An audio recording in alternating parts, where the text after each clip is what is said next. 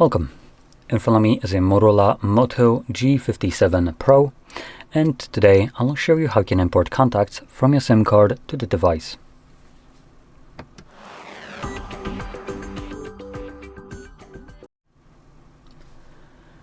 So, to get started, you will want to navigate to your contacts application, a standalone version of it, like this one right over here.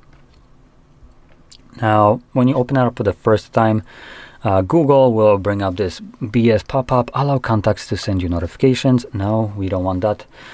This actually refers not to the contacts themselves that you might add it. This refers to the application.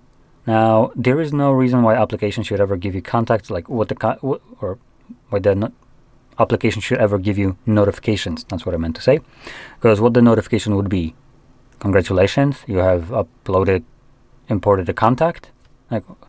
And that would be a notification, not like a pop-up in it when you're doing it. So yeah, it's just absolutely stupid. We're not going to be allowing any kind of notifications, as there's no reason for this application to ever send you any.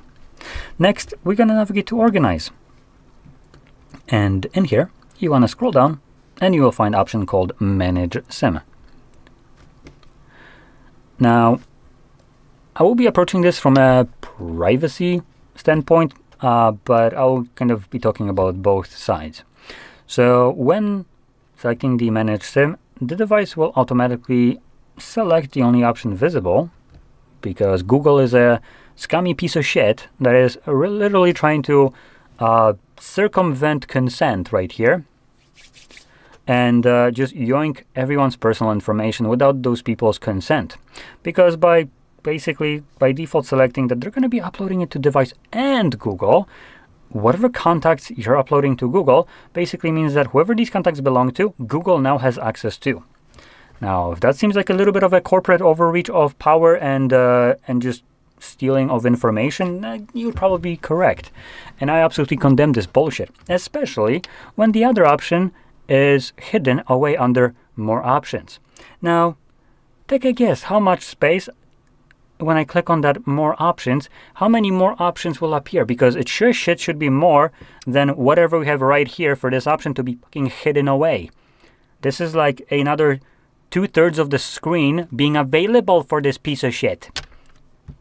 Oh wow, would you look at that? It throws up at like literally a line. Fuck you. Fuck you, Google. So, the second option that is hidden away for Google's cunt purposes is the one that basically doesn't give them access to this data. That's the one that we're going to be selecting right here, because there's no reason why Google should be getting this data, especially for free. These cunts never offer you to get you any kind of discounts, don't really give you any benefits from selling this data, and your data or anyone else's, so you sure as shit shouldn't be giving it out for free. They can pay for it, like everyone else does to them.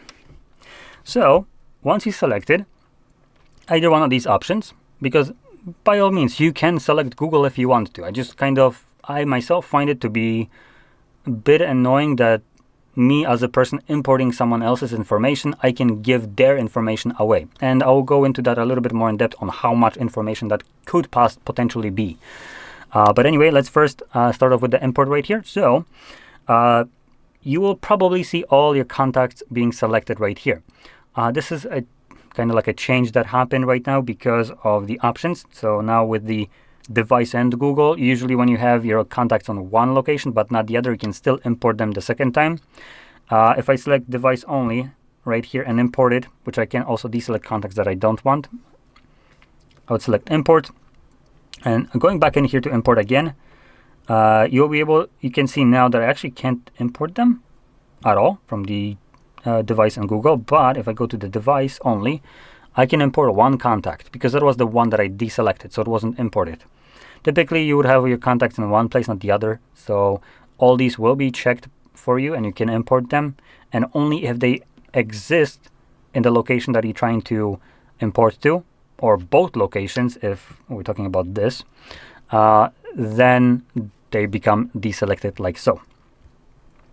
Now, when it comes down to these contacts after you imported them, you'll be able to see them in the list.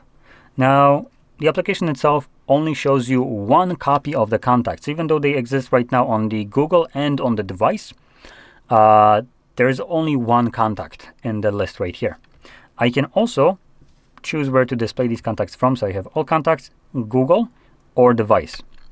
Now, quickly seeing, we don't have contacts that are on the SIM card as an option here for some reason, which is a little bit odd. But to mention this, usually contacts that are on your SIM card will only have two options to be edited, which is the name of the contact and the number of it. You don't have any other fields. Now in here, if we go to our contacts that are on our device or also on a Google account, if I go into it and select edit, it actually shows me that I can edit it on both because it does exist in both locations. But don't worry, this is, I'm not being a hypocrite. This is just like my number. So the number of the SIM card, which not even, it's not really a viable SIM number. But anyway, we're going to select one of these options. And here we can now see how many options we can add to that contact. When imported to the cloud, this is all the information that Google would be getting for free without the consent of other person or even needing it. So we have things like photos. We have the cover, the contact photo.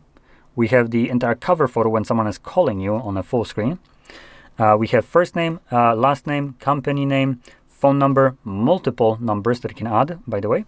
We have labels, notes, email, birthday, address, where they live, other, and under other we have middle name, some prefix, suffix, nickname, job titles, and so on. This is a lot of information that Google can use to monetize someone's basically personal information, sell it out, create a better profile of theirs that they have internally for advertisements and so on. And obviously, whoever this contact would belong to might have never wanted this. I don't want my information to be widely available to Google for free or ever. So that's why I do recommend doing it to the device. Now, for people that want to move these contacts around and they benefit from the cloud and this kind of idea that you import them to the cloud so they appear on every device on the same account, you could alternatively just create on one device a VCF file. I think that's the file name for it. And this is just basically a backup of your contacts list, including everything that is listed in here. And from there, you can move it on like a SD card or anything else to another device and click on it, and it automatically shows up as an import option. So you can import it from that file and off you go. You can now move this file around. You can have a save backup of it, and it's pretty seamless and easy to do. So you don't need to rely on the cloud. And one last thing that I do want to point out, which didn't happen here. Sometimes when you import your contacts, I noticed that you get a pop-up from the contacts application to clear up storage on your SIM card by deleting the imported contacts. Now, there is no reason for you to do so. These contacts are there as a backup of your contacts in case something would happen, like Google servers would go down and you would lose access to your contacts. So the application asking you to delete them is an absolutely moronic kind of thing. The storage on your SIM card is there only for storing SIM contacts. It doesn't store anything else, so there's no reason for you to clear out. Like, cool, I'm going to delete these contacts for no reason. To clear storage for what exactly? What else can I store there? What would be the potential benefit of me getting rid of this backup of contacts? So with that in mind, you don't want to obviously delete them, select keep, and at that point you have at least a copy of your contacts physically stored on your SIM, which is pretty good. Anyway, with that being said, I hope you found this very helpful, and if you did, don't forget to hit like, subscribe, and thanks for watching.